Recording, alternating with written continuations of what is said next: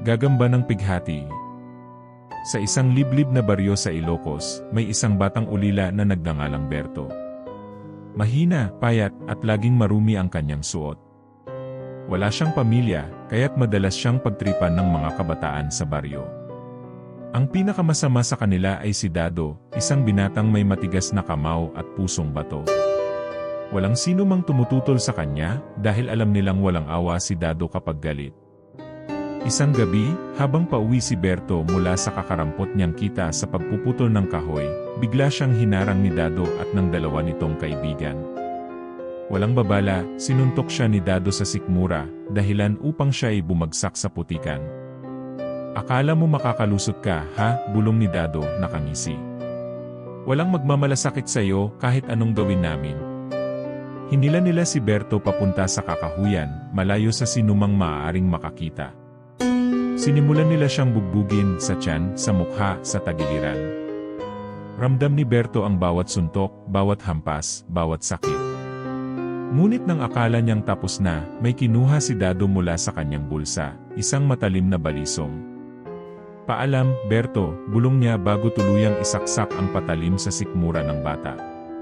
Sa gitna ng pag-ulan, ang dugo ang katawan ni Berto ay iniwan nilang nakalugmok sa putik, malapit sa isang abandonadong balon. Walang saksi. Walang makakaalam. Ngunit sa ilalim ng lumang balon, sa gitna ng kadiliman at putik, isang bagay ang gumapang papalapit sa bangkay ni Berto. Daan-daang gagamba, maliliit, maitim, at makamandag.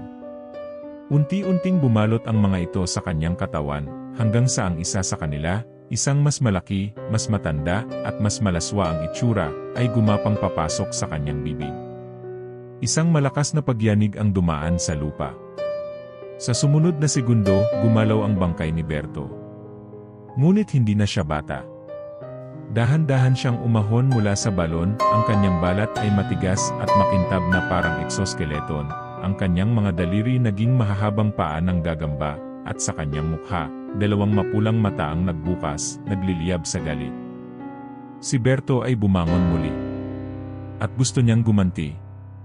Mula noong gabing iyon, may nagsimulang mawala sa baryo. Una, mga hayop, manok, aso, kambing, natatagpuan silang patay, nangingitim ang balat, bumubula ang bibig, na parang nalason. Pagkatapos, isang matandang magsasaka ang natagpuang nakadapa sa kalsada, naninigas, may dalawang malalim na sugat sa leeg. At sa bawat gabing lumilipas, may naririnig na gumagapang sa bubong, may kaluskos sa dingding. Isang gabi, nagising si Dado sa kakaibang tunog, isang mahina, ngunit nakapangingilabot na kaluskos sa kisam ng kanyang kubo.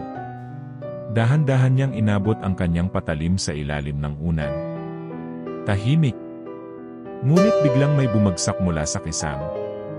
Isang napakalaking gagamba, kasing laki ng ulo ng tao, may mahahabang paa, makintab na itim na balat, at dalawang pulang matang kumikinang sa dilim.